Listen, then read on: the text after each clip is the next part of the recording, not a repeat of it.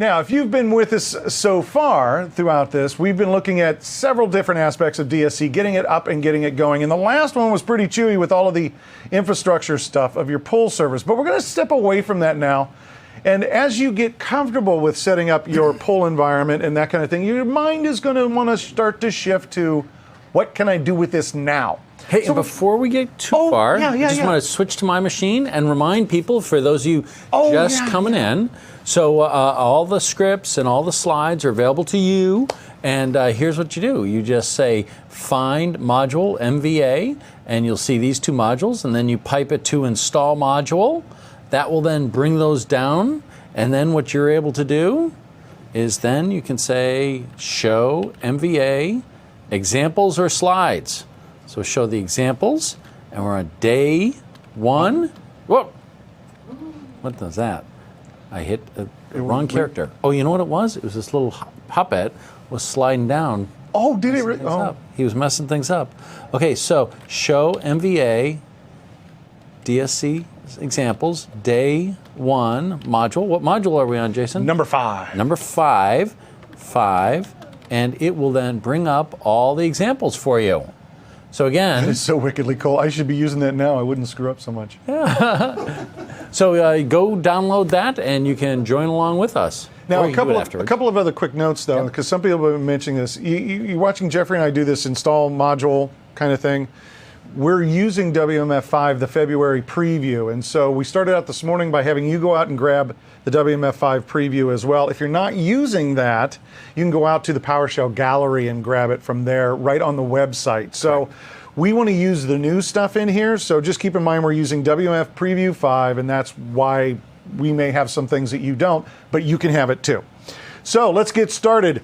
Take a look. We're in Module 5, our Resource Roundup, and here's what we're going to do is we're going to take you through a quick tour of the resources that came in the box and then give you some ideas of things that are out of the box. So we'll start with some of the built-in resources, show you some quick examples. We'll be doing these by push, and then talk about adding additional resources. We already mentioned earlier where you got them. We want to talk about it again and just show you the beautiful list of additional resources you can start to work with, and then some notes about getting them added to a pull server. And we're going to start off with working with the built-in resources. And Jeffrey, you mentioned this earlier. In the box originally was 12. I think we have a few more, like up to 16, that kind of got updated into 4.0. Okay. Then we have additional resource kit ones that we'll talk about later. But the ones that came in the box, people are like, well, you only gave me 12 resources. But they were really some really cool resources that you can get to start to work with. I think one of the cool things, because you had mentioned this yesterday or something, that one of the cool things about this is when, for an IT pro, you got to let your mind kind of start to imagine the possibilities. Because as we're looking at these resources, now it's like, what is it that you want to configure? And you kind of go, well, I want to do this. Is it possible to do this? And the answer is, it's going to be possible. Do you have the resources to work with? And if not, we'll talk about adding those kind of things on, right? So the built-in ones, we've got some to get started with here. And if you guys want to take a look at my machine real quick, I'm going to bring up just as a quick reminder, when you want to get a resource, I'm going to grab a particular resource, a file resource, expand its properties, but really one of my favorite things is to look at the syntax. And if you're working with PowerShell v4 and you're working with DSC on that, this works really well for you. And it gives you the syntax for it. This becomes part of your code, so it helps you out quite a bit. But now with v5, if you have the resource in there, and I don't know why I'm going to sit here and type this. I already have one already written out. You can. Oh, go ahead. Have you done? So if you haven't, if you had downloaded my module. If I had downloaded it, you guys want to show his machine? Yeah. There you go. So if you had downloaded my module, then when you bring in this, I set up some IntelliScripts, some snippets. So snippets, we've added DSC with configuration data. We've added DSC local configuration manager, HTTP pull, or a simple push. How's that for awesome? You added snippets in with the module that you made? Yeah, so look at that. And then, yeah, is that cool? I'm going to cry because he turned my stuff into like cool. It's just like amazing.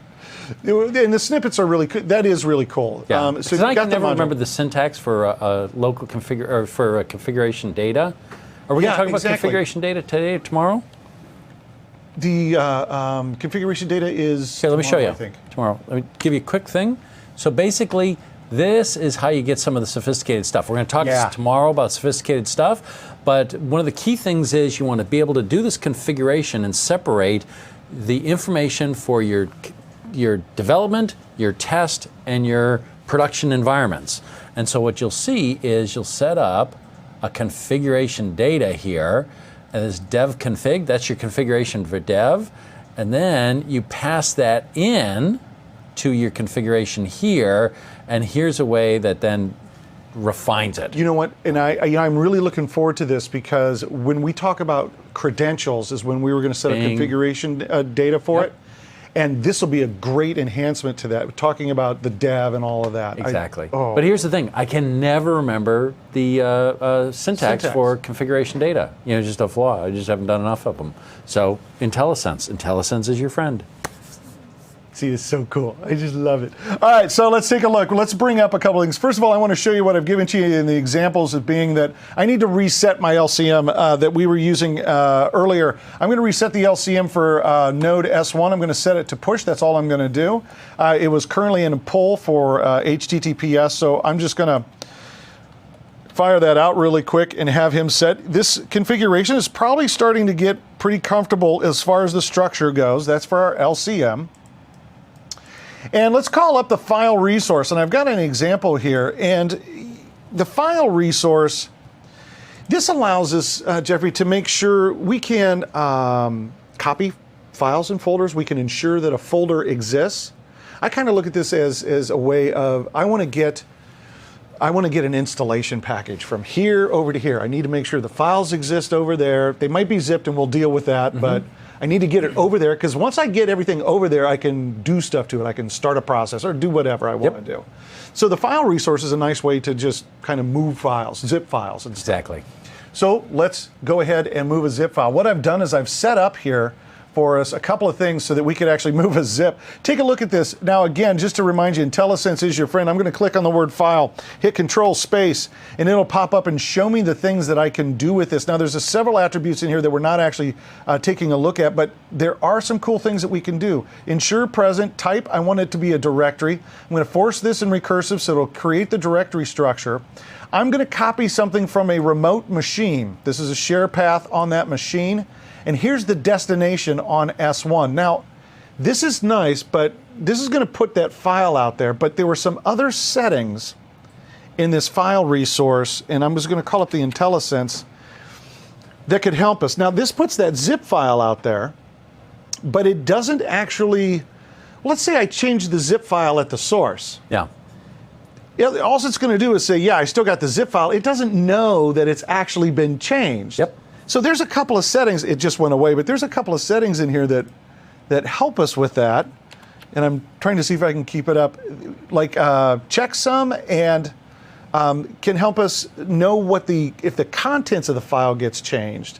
So if we have the file and the contents, this is like the checksum that we were doing with the configurations, right?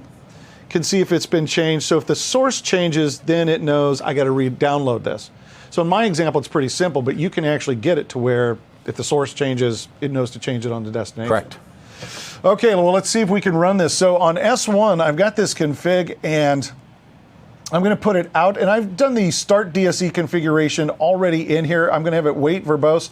Here's what I'm hoping to happen is that there will be a new folder created on S1 that has, if there were any zip files in this location, it has the zip files. Let's see if I get lucky. And if we take a look at the verbose here, it goes out and it'll tell us, oh, now it's saying the network name can't be found, so something might have gone wrong here with my network name. Let's see here. File directory is C, related network directory.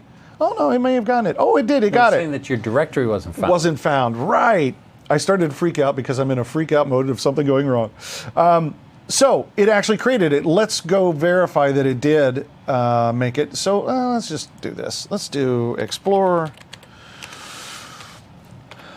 S1 $. And so we can see here on S1, there's that downloads folder, and there's a zip file that we got from it. Nice, simple, easy to work with resource. Now, one of the things is that the file resource is easy to work with, easy to get files moved out. But now I've got these zip files out there. How do I get them unzipped? Well, there's a resource called the archive resource that'll unzip it. And I think I think there's an opportunity here. Maybe it wasn't here, but at some point there's an opportunity. Let me just show you the script and we'll see. Oh no, this one will just do the unzip for me. Later I did a zip the old-fashioned way, and we have new ways of doing zip now. So we want to show everybody we got new ways of doing zip. Here's how we unzip it, though. The archive zip can unzip stuff. I called this an unzip. Notice I put in destination. This is where I'm going to want it unzipped to.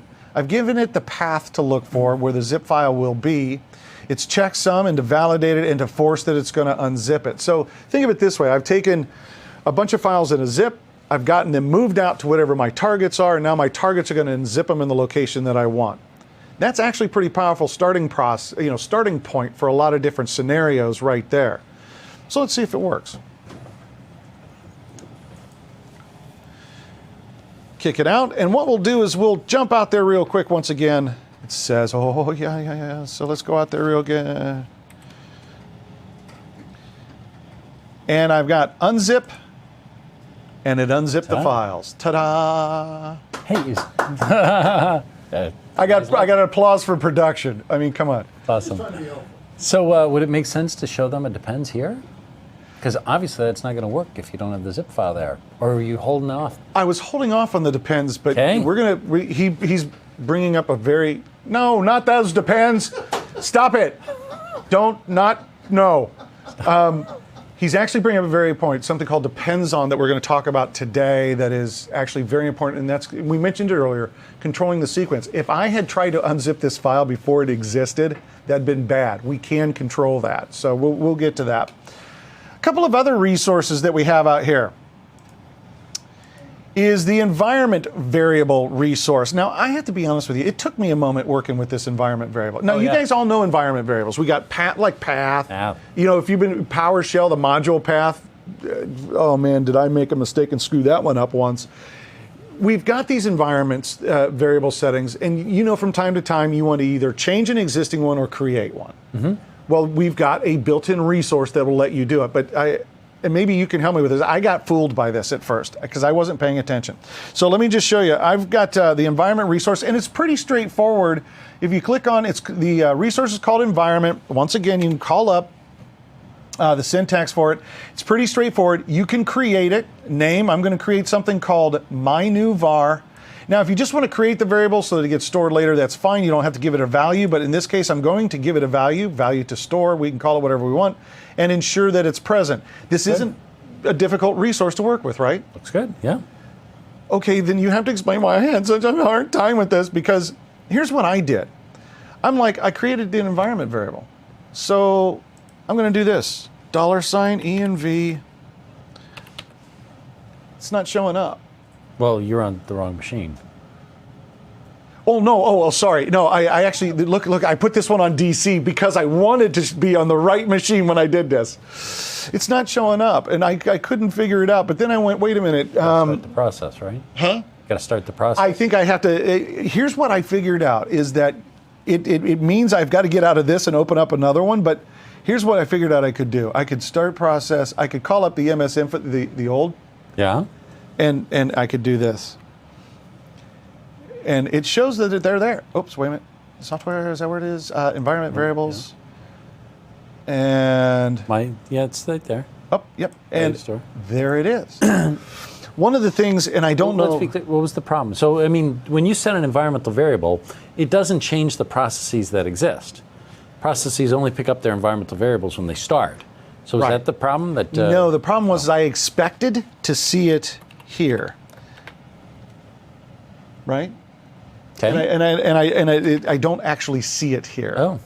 And that's why I kind of expected to see it here, and I wasn't too sure why and what I was doing, but I realized that it did get created. Now, if you do change something that exists here, like path, that shows up. But when I was doing the new ones, they didn't show up, and it was kind of weird. I'm just throwing it out. It's a preview release, boys and girls. So maybe that's a bug. It could be. I haven't tried that one, actually. But they will be here, so I want you to know that I have in the scripts, if you are testing the environment variables, it does actually work. Don't think that it doesn't, and you can see it this way. If you are changing something that already exists, it does show up where you would expect it to in PowerShell, so it is working. Now, I thought this was going to be kind of cute and kind of fun, but you gave us user and group resources as well. One of the common IT tasks out there is I need to be able to add a user to a box, add a group to a box, add a user to a group on a box. Very common. Well, we have resources for those. And I'll bring this one up. I'm going to clear this down here. And we can create a user. Now, I am creating a user, a very simple user, and my password policy, before everybody starts yelling and screaming at the demo, yes, my password policy allows blank passwords. We're not going to talk about password encryption yet. So it allows blank passwords so I could easily make my user. If you take a look, I've got some basic property names. Working with users, you'll know this, the name of the user. I can give it a description, whether they're disabled, and what their password policy is for that. Yep. Okay, you have a look on your face like So I'm gonna go ahead and see if I can create this test user.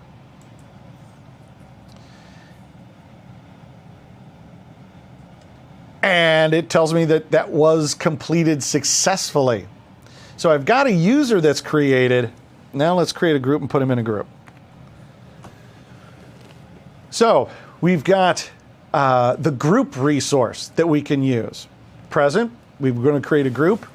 And what I'm going to do is add members to that group. What a cool resource. Makes it really simple once you have the users, so now I can add them. And I'll run it, and I'll get the group and add them. And just to kind of prove it here, let's do this. Oh, what machine? I did it on S1. Oh, let's do this. Oops. Let me do this real quick for everybody to see it so you can just see. We'll prove it real quick. And yes, I'm doing this the old-fashioned way. I'll guess. Oh, yes. I'm doing it the way that should not be done. Then why are you doing it that way? Well, because I wanted to kind of show this to you graphically, and I wanted to bring up so you can see them real quick. Computer management. And this is on the box. I just created them, so we'll go down to users and groups. You'll see the users. There's the test. I know, I'm sure. Is it metaphysically possible to take more steps? I know. Do you see how painful this is for you people that are new to PowerShell, and you have to ask why? That's why. Look at what I have to go through, what I have to click through to make this happen. But I wanted you to see this graphically so you could kind of see that I got the group. I forgot what the name of the, oh, there it is, Great test group. Was it? Yeah, it was test group, and there's the user in the test group. Test group, yep. What a fantastic resource. Now think about starting to combine some of these resources as a solution. I need to get a program out that I can install on a box that needs a user and a group for permissions to. So you already are starting to have resources available to you to start to solve some common tasks. We have a few other ones, but they start to get a little bit more complex and a little bit strange. As a matter of fact, I have a couple here.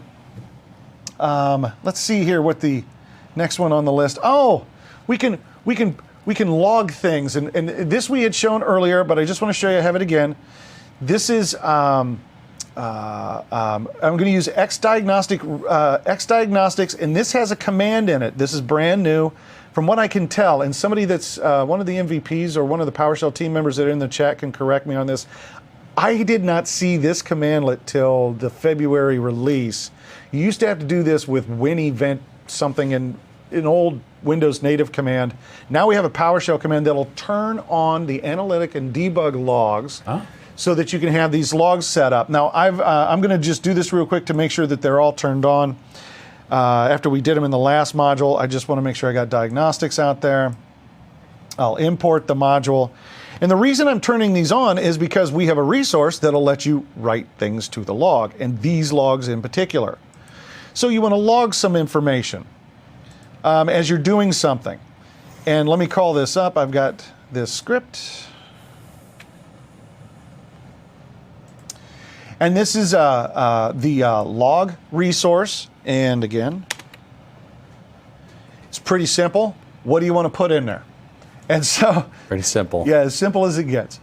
This DSC config is working. So I'm going to fire this config at S1, and then we'll check the logs for S1. If you did not turn on the analytic and debug logs, you wouldn't see an entry for this.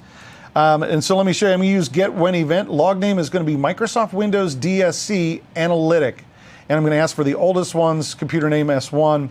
And I'm grabbing a particular ID. I may have to change the ID, but let's see here what we get. That ID is just a general one. Let's see.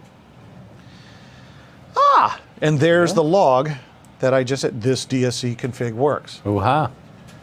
These, I know that people aren't very excited about the built-in ones, but the built-in ones actually give you some cool. When you combine them together. Oh, makes me happy. Now I think it's time for the one that really, really screwed with my mind. Which is? This one? Is this going to be this one right here? It's going to be. Oh no, this wasn't it. Sorry. The one that screws with my mind is up here in a couple. Windows process is. Let me just show you Windows process.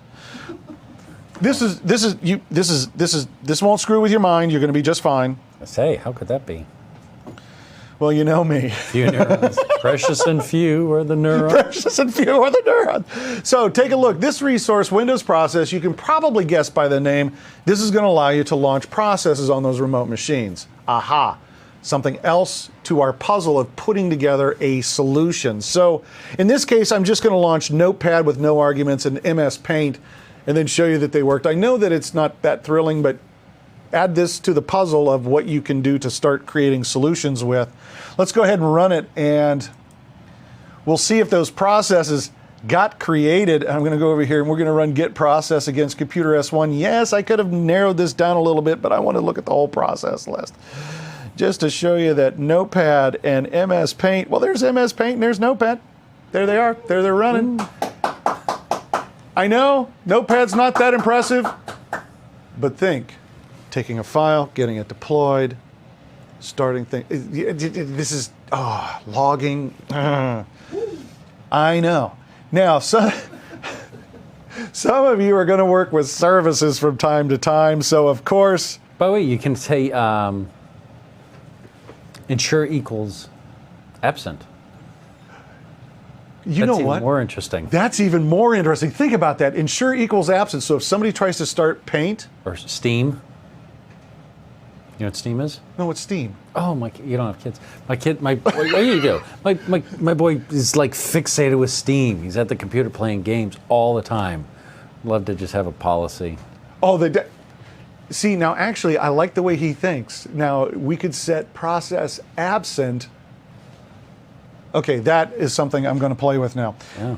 As far as it goes to process or to services, yes, we have a built-in.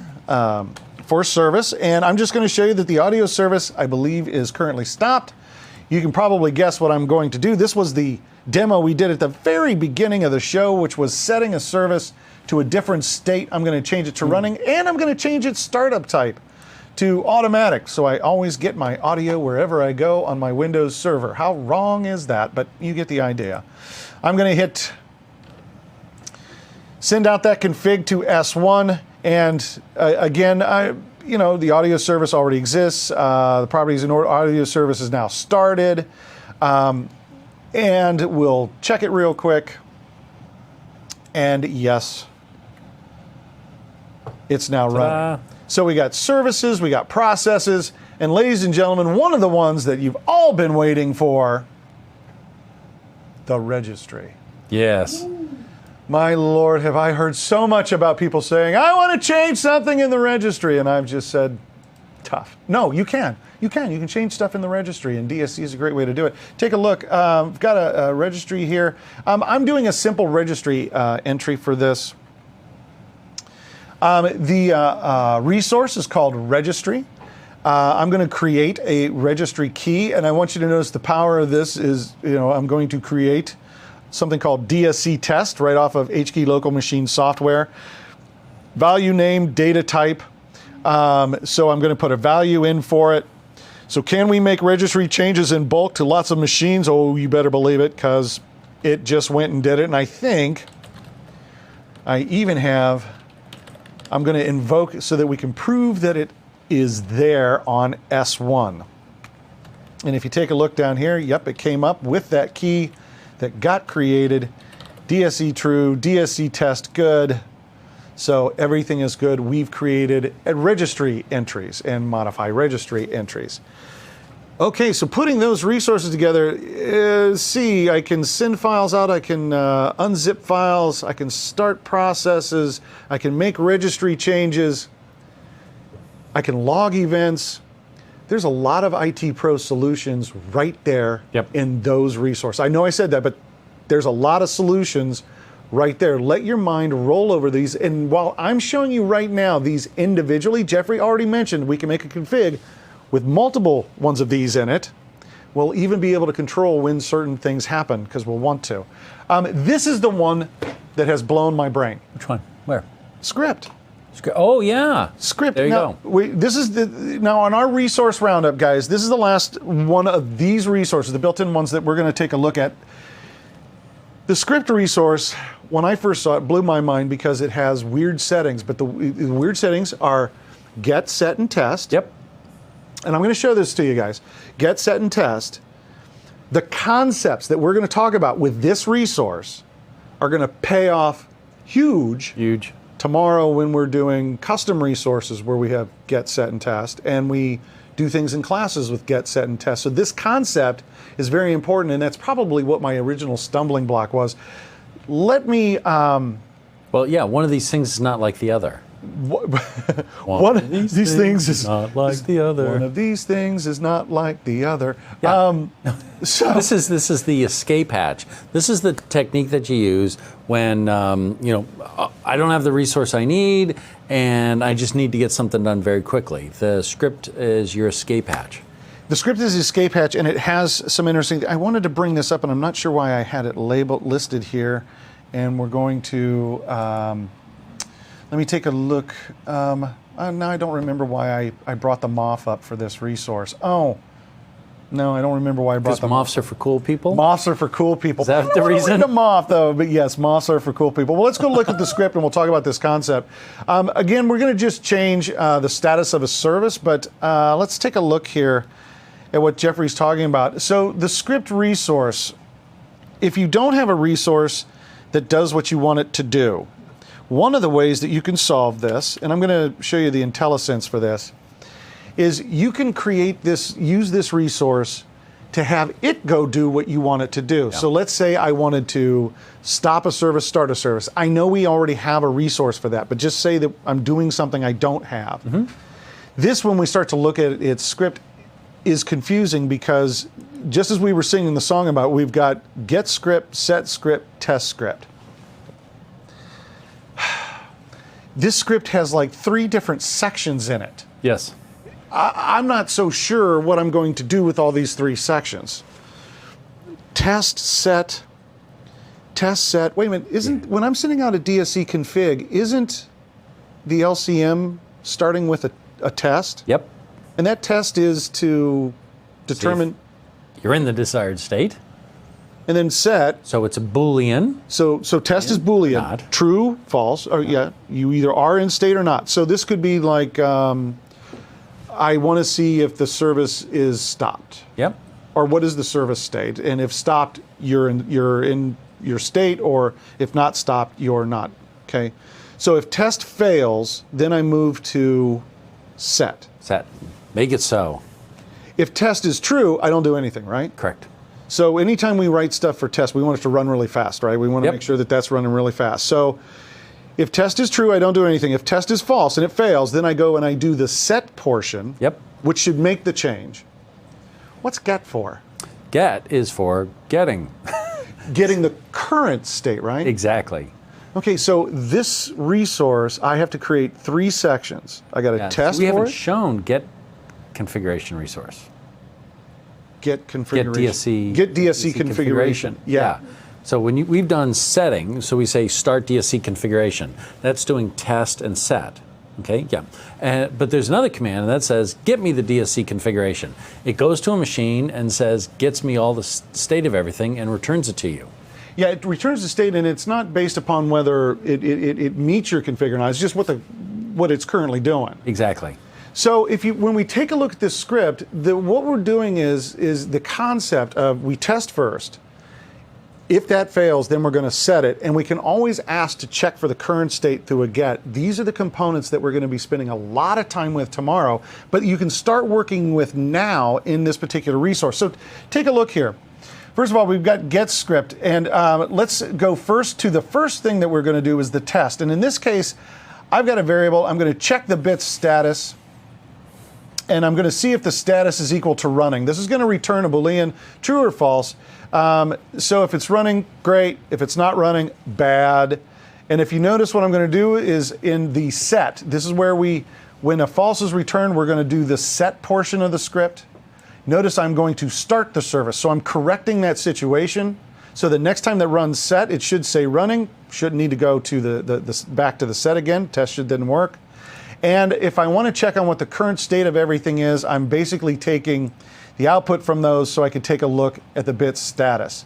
Now, it seems to me real confusing at first doing this until I understood until it was explained to me how DSC was working. Test, test, test. Ooh, false. Now set, set, set, or set, and then go back and test, test, test. Yep. And the get was only called when we did like get DSC configuration, which we'll do. So let's try this. Now, I know that I'm just doing a service, but imagine how far you can go with anything else that you don't already have a feature for with these blocks of code right here, these code blocks. Oh, I can see why you got confused. You can see why I got confused? Yeah. Are we back to that whole minus neuron thing? Or? Nope. We'll talk about the role of schema and why it's great and sometimes a little bit confusing. So I've sent this configuration out. Let's go ahead and I don't know if I had it written out here. Well, we'll just invoke and look at it, and then we'll do a get DSC configuration as well. So we'll take a look at it. You can see that the configuration went through. So it ran the test up here.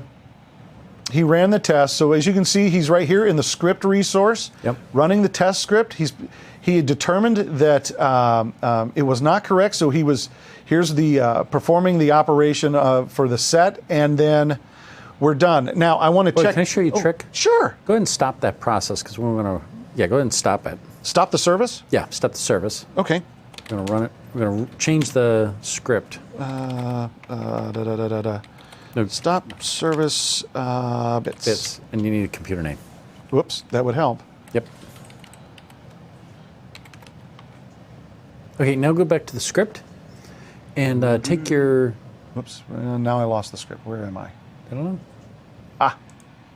know. Go to set.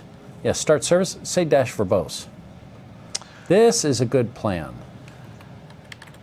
Yep. Okay, now run it again. Now let's run it. Dun, da, da, da, da, da, da. And you see. Oh, we can now added. see. Executing set test script, and it's doing a start service on the target. Yeah. So you want. I mentioned to you in the verbose channel, you get information from the LCM itself, or you can get it from the provider. You want to be chatty in your providers so that you know what's going on, if something what doesn't happen, etc. So it's always good to be writing verbose information. I like that. Yeah, always having the verbose in. I'm thinking that that's going to be a nice favorite to always do, so that we get it out here. Burp it out to the shell so I can see what's going on. Then I can make decisions from there. Yeah. Makes a lot of sense. So I think the concept of this, and a lot of people kind of, at least when it first came out, it seemed like a lot of people were overlooking this because of not understanding. They thought of a script resource, or they're just going to write straight inline script code and they would just do stuff. And it was, you had to understand how this was actually working, the test and the set and the get for that matter. And I think that was the initial confusing phase. But this concept that we're working with is what we're using all day tomorrow as we build upon this. Now that I've started to get a better understanding of this is where, for me, with DSC, when version 4 came out, now the possibilities started to become much more unlimited. So I started doing configuration. Did I mention I was a web guy, by the way? Yeah. I started doing web server configurations beyond just the initial feature using this before we started getting custom resources. So this is a great avenue for an IT pro or a dev, for that matter, to start diving in before they get into the advanced stuff we do tomorrow. Yep. Awesome. Well, that was everybody go. You notice I got a horse for this one, guys? Yee-haw! That was the Resource Roundup portion of this module. Yee-haw! I know it was quick, but start to play with those because you get an idea of what they can do. Now, this is great. What DSC shipped, or what PowerShell v4 and DSC shipped with, is actually very powerful. When somebody goes, oh, there's only 12. No, there were 12 really powerful ones that you can now start building great solutions on and gave you flexibility for solutions. But at that moment, and I can still remember, you could almost feel the shift when the PowerShell team went, okay, everybody's starting to use this now. We're going to start making resources. Yep. Additional resources. And we mentioned this, but I think it's worth, and I've got a slide for this so before the producer yells and screams that you can hear him back there. Adding additional resources locally. Yeah, he's so let me go back to my machine, and this is where we were talking about the res kit, and this is another one of those things I just wanted to show quick graphically, and then maybe you can let me go out to, where did I put that resource kit? Guys, if you download the resource kit, if you have v4 or if you have v5 and you're using find module, install module, we're currently at res kit 9. Now, where did I get the res kit 9? I showed this morning, but let me just show it to you again really quick. I'm going to open up Explorer. I'm going to go to my favorite search engine. And actually, I'll just type it in up here at the top. The PowerShell team blog is a great place to go to check for these. You also can use, under WMF5, the February release, you can also use find module, find-module. You can also go out to the PowerShell gallery website. I'm going to go out to the team blog, and what you'll see somewhere listed down in here is resource. Oh, look at that. I was going to say. How did I miss that? I was wondering why you were using 9. Why are you using 9? Because I thought that was... You blinked. Well, I more than blinked. It says it's 11. They're lying. It's not 11 days old. I was just out here. Yeah. This is one of your challenges. This is how fast they're developing resources. I'm going to show you the whole list, but this is a great example of how fast they're doing it. I just got Res Kit 9. I got it here for you. And look what they have. 10. Res Kit 10. And let's go see Res Kit 10 real quick, because there was some good stuff in 10. Oh, I'm sure there's wonderful stuff in 10. Yeah. This means we're up to a total of 100. Make it bigger. People can't read that. Oh, yeah, I can't read that. Let me bring this up. So we're up to... It's Control Plus, my friend. Control Plus. Yeah, what is it with me and wanting to click on stuff? Why is that happening to me in front of you? So this means we're up to around 180 resources. 180. Oh, man. Is that crazy? Isn't that amazing? 180 resources. So you can go out here and download this or install Windows. What it's going to look like when you get it is it's going to look like... See that? We got resources for disks, wait for disk, OUs, release management. Release management. Release management. That's that cool stuff. We're on your screen, so this is great. So release management, what's release management? That's the Visual Studio release management tools. So you know, by the way, so when you go take a look at the resource pack, you're going to see some crazy cool stuff, because it's not like this low level like registry key and here's the bit on the screen. You know, you can change it to blue. You know, it's not that. You see stuff like Exchange, SharePoint. You'll see things for System Center, very large things that you want. Like, I want OM over there, and I want this over there, and you know, SQL. Well, and I think you're bringing up. Here's the best. Here's the best part. Is that, and I want to show you a couple of quick examples. Is that these resources aren't just the low-lying kind of stuff, moving and copying a file. Those are valuable. We need those.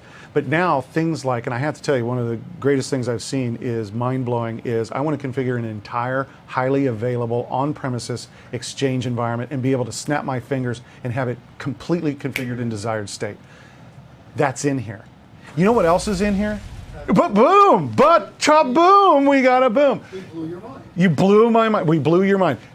I want to show you a couple of other things in here that are going to be kind of shocking and surprising. Yeah. So take a look at my screen right here. I just called up find module name with the X's. Active Directory, ADCS. Hey, we were talking about PKI earlier. Azure. You know, this is what I would expect. BitBlocker, that kind of. Here's something I don't expect. What? You Microsoft Resources, Chrome. There you go, Chrome. This isn't the same Microsoft you may have grown up with. Okay, they're supporting cross-platform. It's heterogeneous. It's about your business. It's about what you need to do. It's amazing. Go back to my screen. I got more. DHCP, and here's those new disk ones. That's fantastic. DNS, things that you would kind of expect there. You see Exchange. What? That's big stuff. Firefox? Seriously? Yeah, you might have Firefox. You're going to want to know more about this. Oh yeah. Yeah, you're going to want to know. It's not your father's Microsoft. You're going to want to know more about this. You'll notice if you take a look at my screen, GIA is something that is very important. MySQL, if you got to do that. Some smart guy wrote that. You know what's funny is, I think I've met the guy that wrote the JIT GIA stuff. Is it just too much administration? No, it's just enough administration. Yeah. Yep. This is the stopping of the Snowden world people thingies. So you need to explore these resources out here because of the things that they can do. Using the same techniques that we've been doing, the IntelliSense and the different types of using IntelliSense and using the dash syntax on it, you can start to explore these modules of all of these resources, and you can tell we've got all the System Center products in here and how fast they're growing. And wait a minute, he's got one of. So it's an amazing list of resources. What? You should start working with these. You okay? What? Yeah, no. Yeah, okay. So what do you want to say about resources? Because then we got to tell them about the pull server stuff. Yeah, no, there's great stuff. WordPress is out here. Azure is particularly interesting because what you can do with Azure, you give it your Azure subscription, and then all of a sudden you can say, hey, create me a VM. Create me a bunch of VMs. And then what you can do is we have direct integration of desired state configuration. I don't know if you know this. We have direct integration of desired state configuration with Azure. So this is going to be an inception moment. Okay. So what you do is you use desired state configuration. Got it. And you say, I want to create a VM. Okay. And as you configure that VM, you say, I would like to configure a desired state configuration resource for that VM. Okay. So when Azure starts up the VM, so you create a configuration, when you say make it so, it goes and talks to Azure. Azure then creates the VM, and part of creating the VM contains a desired state configuration document to go configure the VM. Oh, so you're kind of making, if I got this right, you're kind of making a VM with a configuration is kind of like, this is my model now, Azure, go make it. Yeah. Yeah, not only, but start to think about this. You've heard the term elastic scaling and stuff like that, and being able to move on demand for customer needs, all kinds of business agility type of needs. Now look at your capabilities with these resources, being able to do just that, and think about the ability to be able to do it with a configuration already in place as it's going out. That's pretty amazing. That's just amazing stuff. DSC is a platform, but it's obviously, well, taking over the world. Good, I like that. So these are resources. Now, you want these resources? Where are you going to put these resources? I mentioned you're going to put them in that program files, Windows PowerShell modules folder. If you want them on a pull server, where am I going to put them on a pull? Wait a minute, don't say a word. Don't say a word. The guy's going to yell at me. Wait a minute, guy's going to, wrong button. See, this is why I shouldn't be allowed to touch buttons. Whoops, wrong slide. There it goes. Resources on a pull server. If I want these resources on a pull server, what am I going to do? Yeah, it is. Put them on the pull server. Stop scaring the distinguished engineer, man. It's like, dude, it's not that hard. You just put them on the pull server. That's one of the glories of the pull server. Okay, so again, remember we talked about this issue of I'm here on my machine and I'm editing. Now I'm then going to want to say, there's the world I want over there, and well, how do you get the code over there? Now before we showed you how, okay, well the code's not there, so you get an error, so you copy the code over. And remember, I told you there's a better way to do it.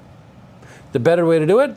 The pull server. So here's the way it works, because this is my all-time favorite idea. I mean, it really is. I just love it. We all know about virtual memory. How does virtual memory work, right? Oh, well, virtual memory says I have virtual memory.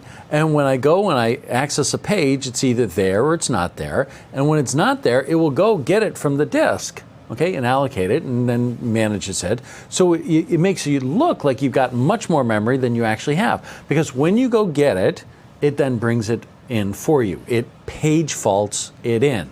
It faults the page in. You have a fault on a page access, and it brings it in just when you need it. We're applying the same concept to providers. So as part of the configuration pull configuration, what I say is, hey, and when you need a provider, here's where you get it, from the pull server. So now I go and I say, here's the way the world ought to be. Okay. Now in this, I'm including things this guy's never, ever, ever heard of. And so the LCM gets this document and says, okay, file. And it has file, so it goes and says, make it so. Then it sees something else and says, oh, do I have a WMI provider for that? No. Do I have a PowerShell provider for that? Yes. So it calls the PowerShell provider for that. Then it sees another thing and says, oh, do I have a WMI provider for that? No. Do I have a PowerShell provider for that? No. Oh, am I configured to page fault from a pull server? Yes. So it goes to the pull server and says, hey, you got some PowerShell code for that thing? It says, yep, here it is. It installs it, and then it calls it. So effectively, you're page faulting in the management server. So gone are the days where it's like, okay, get this here and that there, and get this version here and that version there, etc.